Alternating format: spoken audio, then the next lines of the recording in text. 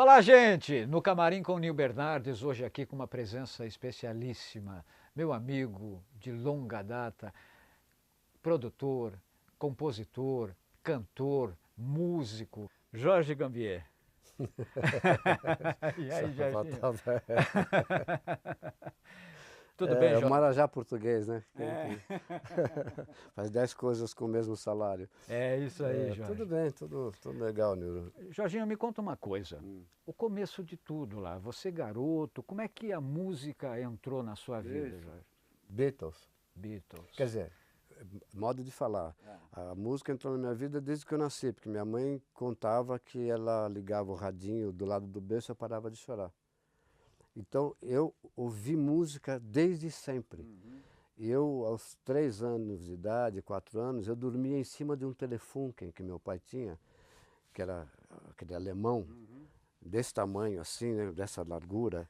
Era um retângulo. E para mim era, né, era uma cama. Então eu ligava na Rádio Cultura, que era de teclados, né? Tá, você ligava assim, tá, ondas curtas e tal. E ele tinha três falantes, né? Estéreo, era uma máquina maravilhosa. E eu ligava na Rádio Cultura, FM, e eu ficava ouvindo música. Minha mãe tinha que me pegar lá para dar uma mamadeira ou para levar na Isso cozinha. bebê 3 anos de idade, Não, 4 anos de 3 anos idade. de idade. Eu sabia, eu já era fã do Ray Charles, Olha só. do Johnny Mathis, da Barbra Streisand, aquelas orquestras, Billy Butterfield no pistão, a nata da música americana e europeia, eu conhecia todo mundo com 5 aninhos. Você falava, fala aí uma coisa francesa, eu de tanto que eu via música. Olha só, quer dizer, já... Até que um dia, aos 3 anos de idade, eu vi Beatles, né? Aí foi aquele choque, É. que eu falei, meu Deus do céu, quer dizer, dá para fazer assim, com essa Sim. simplicidade, Aham. mas dá para chegar lá, porque os caras com bateria baixa e uma guitarra, É. porra, passavam uma energia, cantavam pra caramba, aquilo me causou uma revolução mental. Aí eu falei, ah não, eu quero tocar, eu quero cantar, eu quero fazer qualquer coisa. Aos 15 anos eu fiz a primeira guitarra, que quase caiu o braço, porque eu fiz com a madeira errada, tudo errado. Você fez a guitarra? É, eu que fiz.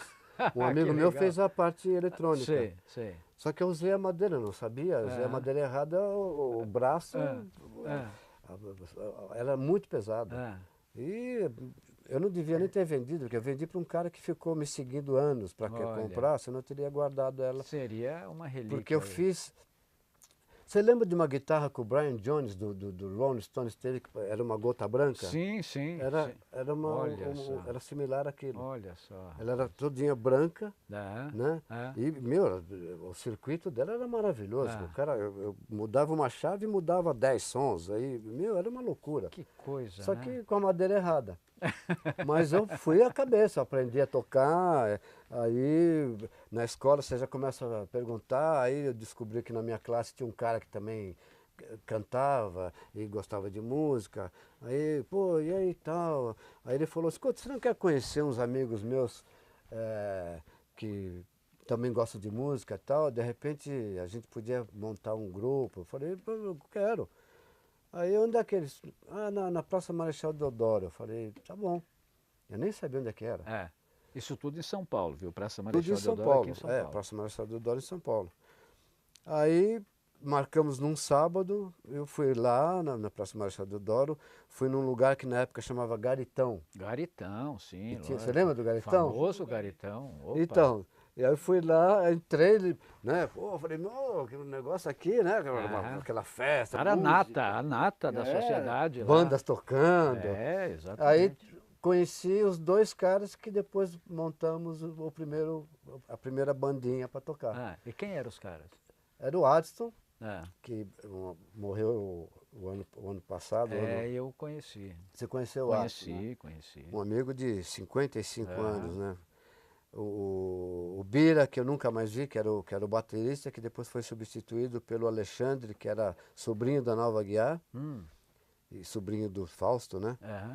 E o Sidney cantava junto comigo, ele era só, fazia um pandeiro e tal, cantava, e eu tocava a guitarra e cantava. E a gente... E Beatles rolando a rodo. Ah, bicho, pô, a gente era especializado em fazer o cover legal. Sim. Então a gente começou, e para fazer um cover legal e ensaiar legal, nós arrumamos um empresário, entre aspas, um amigo que falou, não, eu vou arrumar um lugar para vocês tocarem. E arrumou onde? Na Bento Freitas, numa boate chamada Chess Paulo. Chess Paulo, lembra? Lembro, Paulo? Lógico que então, eu lembro. Foi lá que eu comecei a tocar. Olha só, rapaz. E nesse meio tempo, um belo dia, eu não lembro quem, falou, pô, vamos na Casa dos Carbonos, que eu vou te apresentar a turma lá e tal. Eu tinha 16 anos já. E foi quando eu fui os Carbonos moravam na Veridiana, ali pertinho, né, da casa do Adston, perto quase esquina com a Marechal, com a Praça Marechal. Foi lá que eu conheci o Raul, o Beto, os Carbonos, enfim. Sim. Que aí O horizonte. o contato, né, aumentou pra caramba, porque eles já gravavam, Sim. já faziam bailes e tudo mais. E aí, não, vamos com a gente e tal, aí faz um vocal aqui, aí fiz percussão, aí começava aquele negócio, tá no estúdio, puta, precisava colocar Estúdios um reunidos. pandeiro aqui, vamos nessa. Aí eu ia lá e pá, fazia tudo, né, cantava, tocava. Já ia gravar lá no Reunidas? Não, naquela época eles usavam o estúdio do Scatena, que foi antes do estúdio da RCA. Sim. Era o estúdio do Scatena, depois teve o quê? Teve um outro estúdiozinho que na época Sonima. chamava Prova. A Prova. A Prova, ali na Joaquim Eugênio de Lima, a 200 metros da Gazeta. Sei. Porque a gente começou a frequentar a Gazeta praticamente todos os dias, quando a Copacabana comprou quando a Beverly comprou a Copacabana. Isso. Que antes disso era o estúdiozinho do Scatena e tal, onde eles faziam os discos deles, que vendia pra cacete, né? Caramba. Sucesso. Agora é o seguinte, agora realmente a sua carreira como produtor começou na Copacabana. Não. Não? Não. A minha carreira como produtor começou, eu nem sabia o que era uma carreira de produtor. Eu era o famoso... Eu escutava tanto música que eu comecei a pesquisar o que eles faziam e como eles faziam. Então eu ouvia Beatles 200 mil vezes. Então eu falava, puta, o cara dobrou a voz aqui. Aqui ele dobrou a guitarra. Aqui, pô, inverteu não sei o quê. Eu comecei a... Conclusão, quando eu comecei a frequentar o estúdio com os Carbonos, eles tinham um problema qualquer, eu tinha a solução. Sim. Aí os caras, putz, como é que a gente vai fazer agora, hein? Porque era 4 canais. Né? Aí falava, pô, como é que a gente vai fazer aqui? A gente precisava fazer... Né? Eu falava, pô, por que você não faz isso, aquilo, depois puxa pra cá e... Pô, é mesmo, pera, vamos ver. Pô, deu certo. Aí começaram a perguntar pra mim. Pô, o que você acha? Não sei o quê. Pô, você não quer... Como é que você faria? Aí eu fui dando palpite. De repente alguém falou, pô, você não quer produzir um disco da RGE? Olha que vai só. ter um disco de sucesso lá, os caras estão querendo saber e tal. Ué, faço. Só que eu não sabia que se ganhava para isso. Eu não sabia que era uma profissão. Olha só, hein? E comecei a trabalhar de graça. Porque os caras pediam para mim chegar no estúdio às 6 da tarde e eu ia embora às 10 da manhã do dia seguinte. E ninguém falava, ó, você vai ganhar alguma coisa. Mas o prazer era tamanho. Sem dúvida. E a escola, que se eu tivesse que pagar para aprender, na prática, tudo que eu aprendi, eu não ia ter dinheiro para isso. Isso é verdade. Então eu não estava nem preocupado se ganhava, se não ganhava, nada disso. Até que um dia o Talmo, que era produtor da Beverly, virou para mim e falou, olha, tem uma pessoa que ele tem 28 lojas de disco, tem um selo, etc, etc, etc. E ele está precisando de um cara para cuidar disso, como se fosse um diretor artístico, um produtor musical, tal, isso aqui. Você está interessado? Eu falei, eu estou. Isso que você está falando, produtor musical, é fazer o que eu estou fazendo aqui? É isso aí. Eu falei, beleza. Porque eu não tinha ideia de que isso era uma profissão. Porque eu ouvia as músicas, ouvia Beatles, todo mundo, mas eu não sabia que tinha um cara por detrás de tudo, né? O George Martin da vida, que manipulava as coisas e tudo mais. Dirigia tudo, Exato. Né? Eu não sabia disso. É. Aí foi quando eu conheci o dono da Cartaz na época, né, que era o Celinho. E aí me contratou. Falou, não, quanto você quer ganhar e tal, não sei o que. Eu falei, então você ganha. Beleza. Não existe trabalho. Quando você faz o que gosta, ainda ganha um dinheiro. Eu falo, pô, isso não é um trabalho. Né? Ainda vou ganhar um dinheirinho? Pô, beleza, bicho. Aí logo em seguida apareceu uma outra para me cuidar também, que foi a Crazy Records, que era uma empresa que fazia as capas de disco. Sei. Eles montaram um selo também. Aham. Aí me convidaram para cuidar. Aí a coisa foi indo. Nesse meio tempo, o Adiel já estava... Porque eu peguei os dois, o Adiel e o Ramiro, conversando um dia a respeito do meu trabalho lá. Então, aí eu falei depois, escuta, vocês estavam conversando do disco que eu fiz aí, que eu lancei aqui e tal. Não, ele estava elogiando. O Adiel, ele fica querendo te levar para lá e não sei o quê. O Adiel que ele fala é Adiel Macedo de Carvalho, Isso. que era presidente da gravadora Copacabana. Isso, exatamente. Então ele falou, ele já está interessado e tal. Aí na primeira encrenca que eu tive com um cara que trabalhava lá, e era parente do dono, eu falei, bom, o dono não vai chamar a atenção do cara, nem fazer o cara mudar, porque é parente dele. Então eu sou o lado fraco da corda. Aí eu levantei da cadeira, fui lá e falei, escuta, como é que a gente faz para sair de um emprego? Por quê? Eu falei, não, porque eu estou indo embora. Mas por quê? Por causa disso, daquilo. Então a amizade é a mesma. Se você precisar de alguma coisa, me convide como independente, que eu fui o primeiro produtor independente do Brasil, por causa disso. Eu comecei a trabalhar com todo mundo e não tinha contrato com ninguém, porque os produtores nessa época eram empregados das gravadoras. Como eu acabei sendo depois da Continental. Agora tem uma coisa, se você saiu ou não saiu, a gente vai ficar sabendo depois dos comerciais. Vamos para os comerciais agora e voltamos já já, no Camarim com Nil Bernardes, hoje com a presença Jorge Gambier.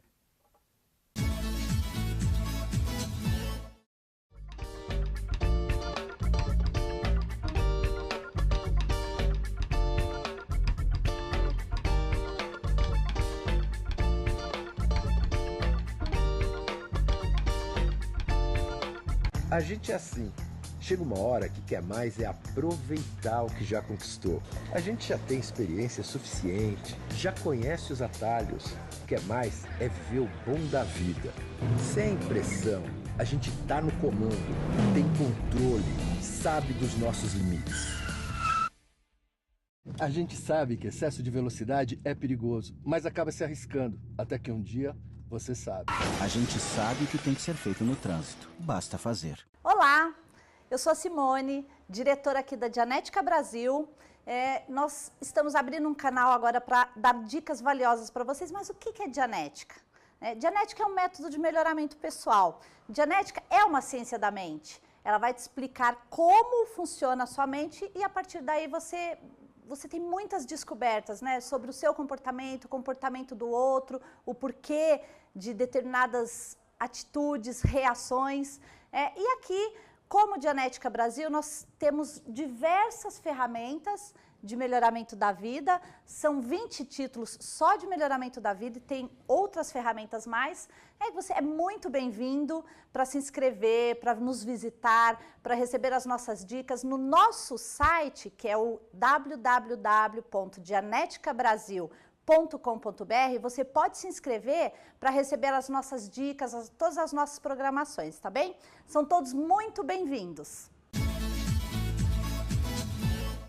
Estamos de volta no Camarim com o Nil Bernardes, hoje com a presença especialíssima do meu amigo, produtor, compositor, cantor. Como eu disse no começo lá, ele bate escanteio, vai na área e cabeceia, Jorge Gambier.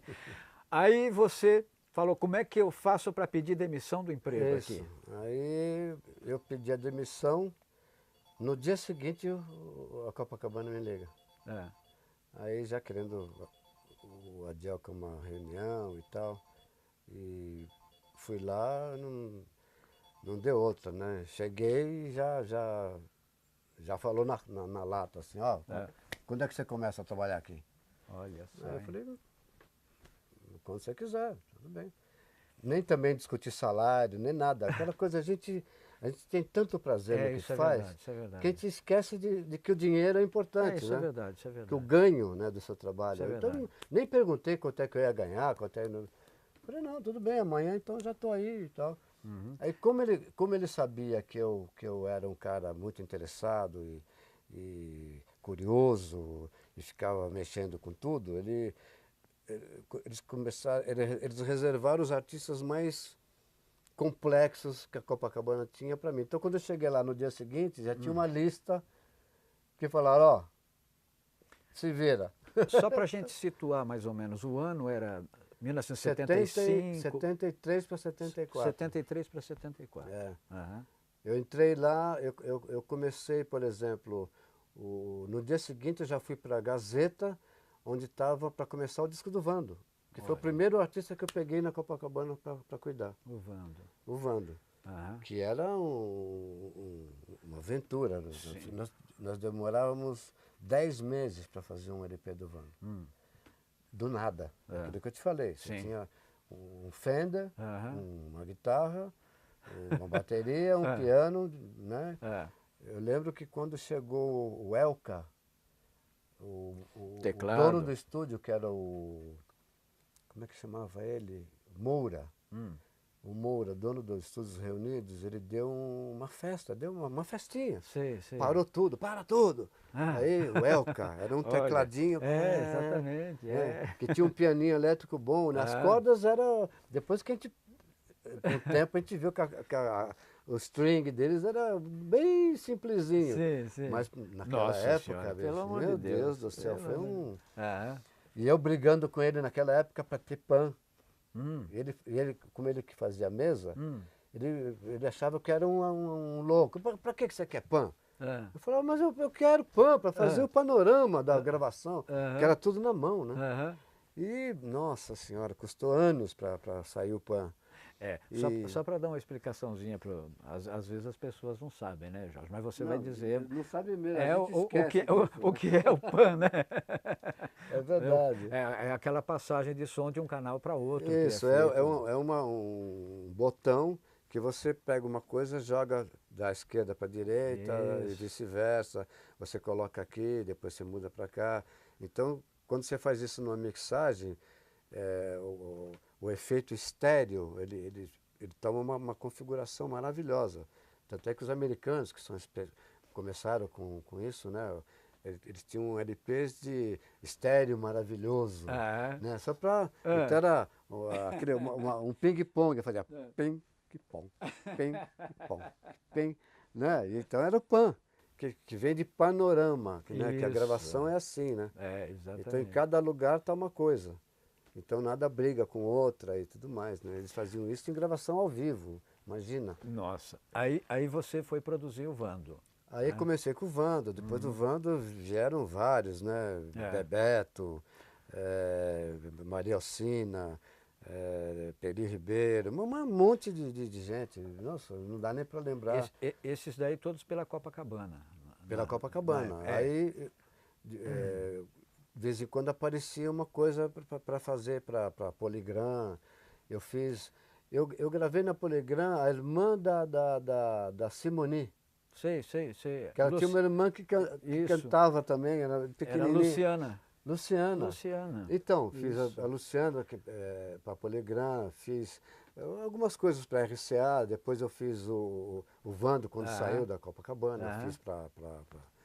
Só uma coisa, a Luciana era prima da Simone. Prima da Simone? Prima da Simone, isso. Então, a Luciana era filha da Rose, que era tia da Simone, que a Rose cantava também. Porque na época eu fazia shows com a turma do Balão Mágico, né? Então eu acabei conhecendo o clã. Exatamente. Isso foi em 1983, e na Polygram eu 84. gravei aquele cara também que fazia coisas infantis, que desenhava. Eu nem lembro o nome dele. Eu sei. cara que desenhava. Ele tinha um programa na Cultura Tinha, também, né? tinha. Realmente. Aí eu gravei um monte de gente, né? Eu gravei artistas estrangeiros que vieram para o Brasil e às vezes precisavam de um produtor para fazer voz ou strings e tal, e me indicavam, eu produzia os caras. E eu lembro que na época eu era o único produtor que tinha um contrato com uma gravadora e que eu perguntei para o Adiel na época, né? Eu falei, escuta, algum problema se eu gravar para... Porque eu sempre fui um cara discreto. Sim. E falei, não tem problema nenhum eu fazer um artista de um outro selo que não vai... Ele falou, não, tudo bem, você pode fazer. O Adiel sempre teve um certo respeito comigo, que eu também procurava entender, mas ele me respeitava muito, então ele não tinha essa coisa, ele não permitia que outros fizessem, mas comigo não havia problema. O seu contato na Copacabana, porque a Copacabana tinham 2 presidentes, né? O Adiel e o Rosvaldo, né? Adiel Macedo de Carvalho e Rosvaldo Cury. Tinham 3 sócios.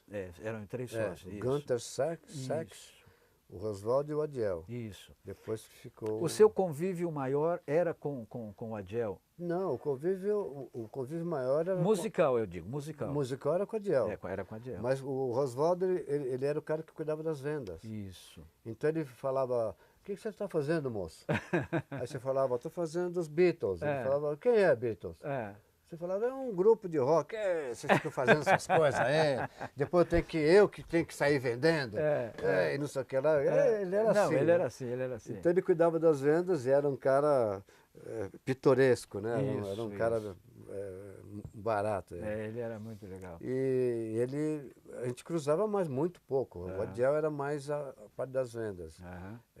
Perdão, parte artística. Parte artística, né? Isso.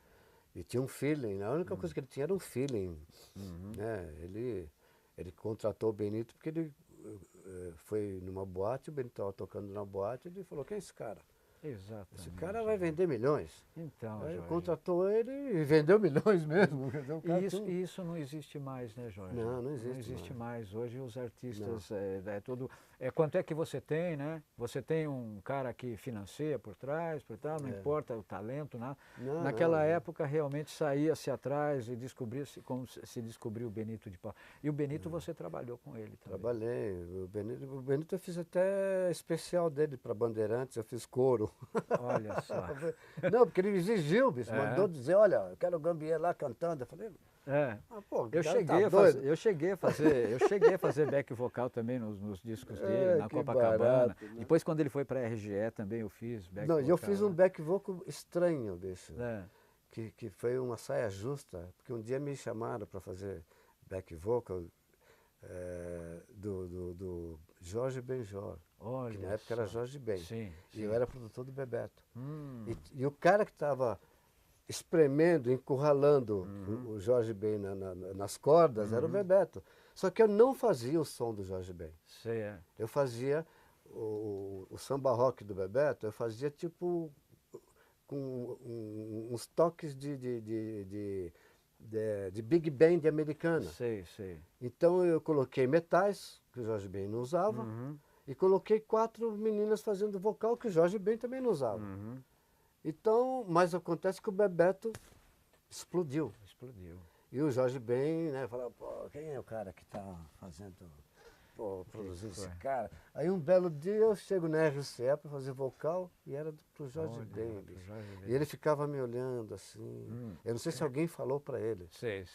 Mas eu senti um clima meio, eu falei, acho que não vão me chamar, por outro disco não vai me chamar mais. Foi um barato. Esse negócio de vocal tem uma passagem muito legal entre nós todos.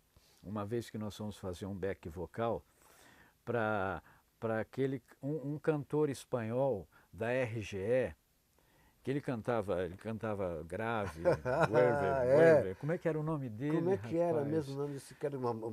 Manolo Otero. Manolo Otero. Olha só quem foi fazer back vocal. Nil Bernardes, Jorge Gambier, Ringo, Carlinhos e o João Plinta. Olha, éramos 5 produtores fazendo. Caramba, e o Marco Antônio Galvão estava na mesa. Aí a gente começou... Não, por quê? Aí o Marco Antônio apertou o botão e falou assim, gente... O produtor aqui sou eu. Você lembra disso? Não lembro de detalhes. Foi maravilhoso. Eu lembro de alguma coisa que você falou agora. Foi no estúdio da RGE, rapaz. Foi maravilhoso. Meu. Aí um olhou para a cara do... E era... O cara cantava 3 oitavas abaixo, 3 oitavas, né? Todo galanzão. Exatamente. Exatamente. Não, foi Manolo Otero. Outro vocal que eu lembro, que por razões óbvias, que nós fizemos juntos foi o disco do Zezé de Camargo para 3M. Isso. Arranjo do Eduardo Assad. Foi quando eu gravei pela primeira vez no Moche. Isso, exatamente. Lá no Moche, Mochinho, lá na no Mochinho, Pompeia. na Pompeia. Exatamente. O Zezé de Camargo todo menininho ainda, né? Exatamente. Lembra que a gente fez esse vocal? Lembro. Me parece que foi aquela música... Quando que eu ia imaginar que eu ia produzir o cara 10 anos depois disso? Mas essa história nós vamos Olha como é que é a contar. vida, né? A vida é muito essa louca, história né? é maravilhosa, mas a gente vai contar depois dos nossos comerciais. Vamos faturar um pouquinho e voltamos já. No Camarim com o Nil Bernardes, hoje aqui com Jorge Gambier.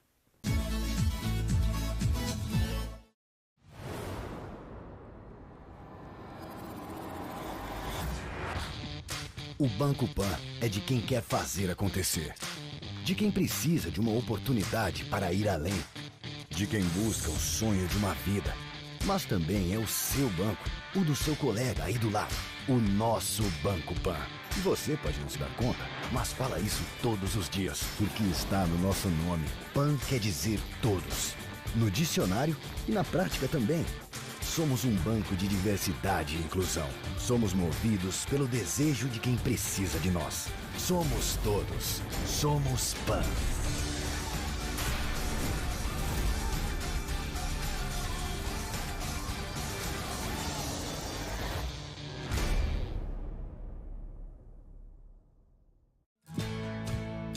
Bem-vindo a bordo. Deixe-se levar pela companhia espanhola com a qual a cada ano mais de 10 milhões de passageiros voam para mais de 50 destinos em todo o mundo. Desfrute da união entre tecnologia e conforto que oferecemos em nossa renovada frota de aeronaves. Gostaríamos de vê-lo em breve, muito em breve. Air Europa. Cada detalhe conta. Voltamos no Camarim com o Nil Bernardes, hoje com o Jorge Gambier aqui, muitas histórias e realmente eu tenho certeza que vocês estão gostando aí. Aí nós fomos fazer back vocal para o Zezé de Camargo cantando solo, né, pela 3M. Eu lembro até a música, era aquela música, faz eu perder o juízo, mexe com meu coração. Tem um back vocal maravilhoso ali e tal. Rapaz, fizemos muita coisa. Eu lembro de um back vocal que nós fizemos, num disco da Gretchen também, que era Le Bal Masqué. Ah, sim, eu produzia a Gretchen. Exato. O Sul-Americana, o LP Sul-Americano. Exatamente. Da Gretchen. E tinha essa música, Sim, Le Bal Masqué, foi uma festa maravilhosa. Uma né? versão de uma música francesa. Exatamente. Le Bal Masqué. Le Bal Masqué. Ah, e outra coisa, o desenhista é o Daniel Azulay. Que você produziu. Isso. Lá na Poligram. Lá na Poligram. Daniel Azulay. Mas aí, Zezé de Camargo... Nunca mais ouvi falar dele. Zezé de Camargo na sua vida. Depois o Zezé de Camargo e Luciano. A história do Zezé de Camargo e Luciano é longa. Eu vou contar só os... É longa. Mas eu acabei sendo chamado uma tarde pelo Adiel. No estúdio do Remi, ali na Bento Freitas. É Bento Freitas? Bento Freitas. Olha, e você começou lá na Bento Freitas, lá na boate, lembra? Pois é. Agora já voltamos para Bento Freitas, hein? Exatamente. A vida. Vê como é que é engraçado, rapaz. Né? O estúdio já se chamava... o estúdio tinha sido Templo, já se chamava do Remi. Do Remi, exatamente. E o Adiel estava lá, com uma salinha lá, estava o Juvenal de Oliveira, que era outro produtor da Copacabana, estava lá com ele, cuidando do estúdio. E aí cheguei lá, ele estava sentadinho lá na mesa, e eu, tudo bem, Adiel, tudo bem e tal, não sei o quê. Ele falou, olha, pegou uma fita cassete assim, falou, ó, dá uma ouvida nessa fita aqui.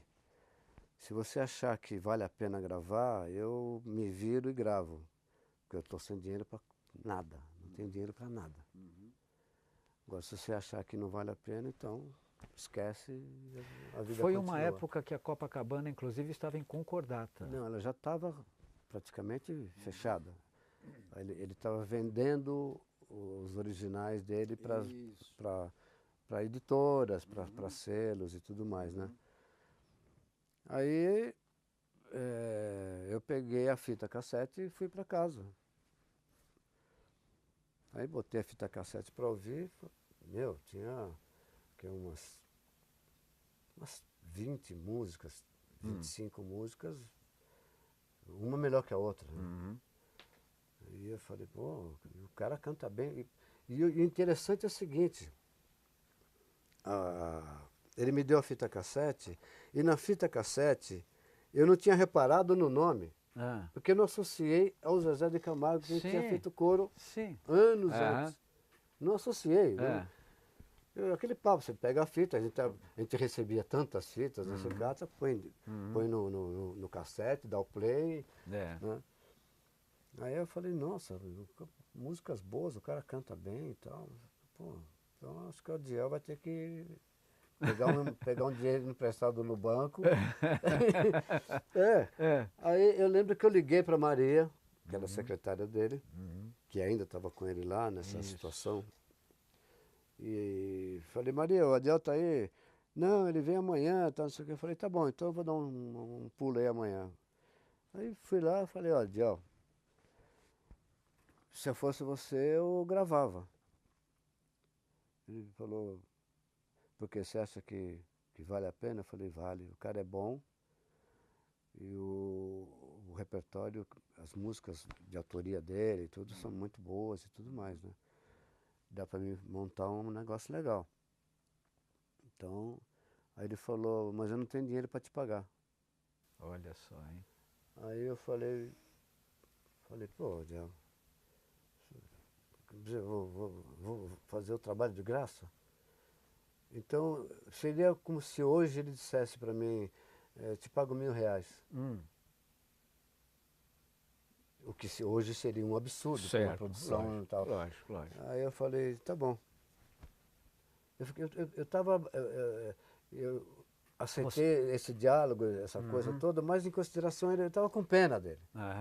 Né? Porque bem ou mal foi o cara que me deu asas para voar. Exato. E nunca me deu limites para nada. Nunca me perguntou se eu estava fazendo isso, aquilo, o que eu estava gastando, nada. Eu tinha carta branca, sempre tive. Então acho que em consideração a isso, eu faria até de graça para ele. E principalmente naquela situação que ele estava. Né? Aí eu falei, tá bom, ok, eu faço. Só que eu estava gravando 2 discos aqui no Moche. E eu estava gravando um artista da Venezuela, Jorge Aguilar, estava gravando um CD do Peri Ribeiro, e eu ia começar um do Paulinho Nogueira. Olha que loucura. Olha só. Você chegou a gravar uma música minha com o Jorge Aguilar. É? É. É provável, não lembro os detalhes, mas mesmo. É que o tempo vai passando, mas que coisa. Realmente. Então, eu gravei aqui, porque era para fazer na Venezuela ou em Miami. Aí eu falei com o presidente lá, que era meu amigo, o Elcio do Carmo. Falei, não, eu vou gravar no Brasil, porque eu estava gravando coisas aqui. Eu falei, não posso me ausentar. Então, ou eu gravo lá no Brasil, ou então o cara vai ter que esperar, né? E eu vou ter que esperar. E lá era dólar, né? Sim. Aí eu falei, não, eu tenho mulher, filhos, eu preciso trabalhar. Lógico. Aí eu falei, não, eu vou gravar no Brasil então.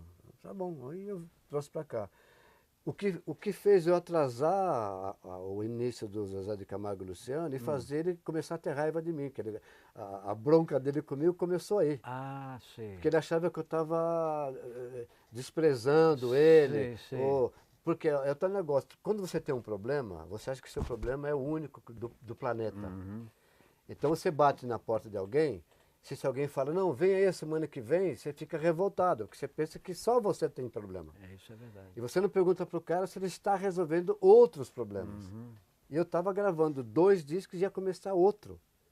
E, na verdade, se eu disser a você o que aconteceu, você vai acreditar porque eu sou teu amigo, você me conhece. Sim. Mas eu comecei mais 2. Eu fiz um da Jane do Bock e um do Paulinho Nogueira. Com o dele, que eu comecei, porque ele estava se lamentando e se queixando, eu acabei fazendo com o Luiz Paulo e com o Getúlio 5 CDs ao mesmo tempo. Meu Deus. Então, Na época era LP, né? Não, já era CD. Ah, já era CD. Eu fazia digital aqui usando fita VHS. Ah, sim. E cortava na RCA. Sim. Então o que aconteceu? Eu chegava aqui, sentava aqui nessa mesa, eu parava assim, falava pro Luiz Paulo, que está vivo até hoje, ele Sim. testemunha. Eu falava, peraí, eu preciso lembrar em que ponto que eu estava. Então, ia começar Paulinho, por exemplo, continuando, eu parava, Paulinho, tá, eu já sei quem estava fazendo. Aí eu peguei e marquei para fazer o Zezé de Camargo lá em Rua de Ramos, no estúdio da Copacabana, com o Getúlio. Isso. E virei para ele e falei, olha, eu vou começar e tal. Ele já estava, caramba, porque ele estava esperando, né? Cara, desesperado para gravar, né? Aí eu falei, não, eu vou começar e tudo certo. E aí eu ia para Rua de Ramos, vinha para cá de manhã, ia para Rua de Ramos e voltava para cá depois, para continuar. E fiz os discos todos, né? Aí aconteceu o que aconteceu. Eu precisava de uma música para terminar o disco. E a vantagem daquilo que eu te falei de ouvir música desde os 3 anos de idade, etc. Minha cabeça era um receptor. Um banco de memórias musicais. Então, quando eu precisava montar um repertório, fazia... ia... aqui, sabe? Então eu vi, de repente parei no And I Love Her, dos Beatles. Exatamente. Aí eu falei, peraí. Aí eu já vi o arranjo, já ouvi tudo feito. Falei, se tiver possibilidade eu vou gravar isso aí. Aí eu cheguei na Copacabana, liguei para a editora, que era no 4º andar, falei para a menina lá, falei, olha, dá uma olhadinha se And I Love Her, Lennon McCartney, tem letra em português. Se eu gostaria de gravar, vê lá para mim. Aí passou uma horinha, telefone, fulana. Ela falou, olha, tem uma letra em português. De quem é? Do Roberto Carlos. Falei, música dos Beatles, Lennon McCartney, com versão do Roberto Carlos. E o Roberto havia gravado. Falei, não, mas eu não sabia. Você não sabia. Não sabia nada. É aquilo que eu te falei, a gente não premedita as coisas. Você vai por instinto. Exatamente. Aí falei, não, é faca e o queijo na mão. Aí falei, já entrei no estúdio rindo, né? Tal. Aí ele falou, o que foi? Eu falei, não, já sei como é que eu vou fechar esse disco. O quê? Vou gravar And I Love Her. Que And I Love Her? Dos Beatles. Pô, mas os Beatles é um grupo de rock. Eu falei, e daí? Pô, eu vou gravar uma música de uma banda de rock? Com uma dupla sertaneja? Falei, vai. Vai, só que você vai gravar do jeito que eu vou fazer. Aí ficou tudo... Porque ele não viu com os meus olhos, o produtor, né, pô? Lógico. Eu falei, bicho, fica frio que... Aí ele ficou mais um pouquinho de raiva de mim também. Deve ter ficado pé da vida comigo. Só sorriu quando ele viu, né, bicho? Sim. Aí, quando eu fiz back vocal. Eu chamei o Zé Paulo Soares, peguei o violão e falei, Zé, você lembra aquelas musiquinhas, aqueles bolerinhos, tipo Paco de Lucia? Começa... Então, aquele bolerinho, assim, blá, blá, blá. Beleza, precisa de alguma coisa? Não, pode deixar, amanhã tá aqui. Porra, gravamos. Quando ele veio para gravar, dei o play e falei, a música dos Beatles aí, da banda de rock que você... que você não queria. Aí abriu um sorriso até aqui. Ai, que lindo. Eu falei, tá vendo? E foi o que levou para a novela, né? Sim, exatamente, foi para a novela. E eu fiz back vocal nessa música aí. Então. Você me convidou. Então. Muito obrigado, viu, Jorge? Nada. No Camarim com o Nil Bernardes, olha, estamos encerrando essa parte 1, porque é muita história para contar. E logo mais, parte 2, entrevista com Jorge Gambier, produtor, compositor, cantor, músico, Jorge Gambier.